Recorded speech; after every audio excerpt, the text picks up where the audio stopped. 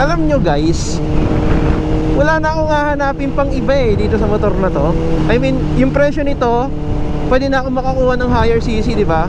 Andito na lahat Alam mo yon? Yung Cove 450RR dapat yung first choice ko talaga. Actually, nagpa-reserve na nga ako ng unit Kaso, ang problema, ang tagal. Pero, hindi naman ako nagsisisi na ito yung kinuha ko kasi tingnan nyo naman, napaka-smooth. At 6,000 RPM napaka-stable niya. Walang vibration. Well, given na talaga yon. Basta mga inline 4. Ano pa ba yung kadikit niya sa price point niya?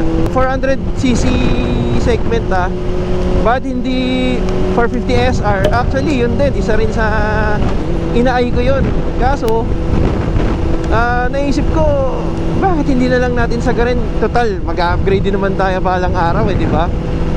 So bakit hindi na natin sagarin sa inline 4? Total, kumbaga sa mga street bikers, isa na yun sa peak nandun na yun sa pinakataas di ba?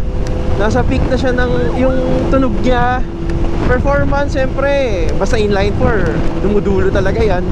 So forma, syempre looks, pero yung looks subjective naman yun depende na sa inyo yun, nasa taste nyo naman. Ako, personally, ayoko talaga ng kulay nito. Pero nung nakita ko in person, sabi ko, wow. Iba rin pala pag nakikita mo in person yung bike. Bakit hindi ka na CBR 500R? Galing na tayo sa Honda so sabi ko para maiba naman.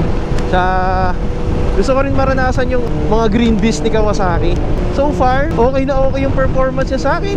Kasi, bakit ko naman kakailanganin ng 600cc or mas mataas pa? Kasi, andito naman yung speed, yung power.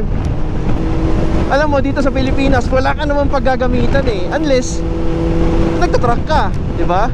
So, ito na yung pinaka best choice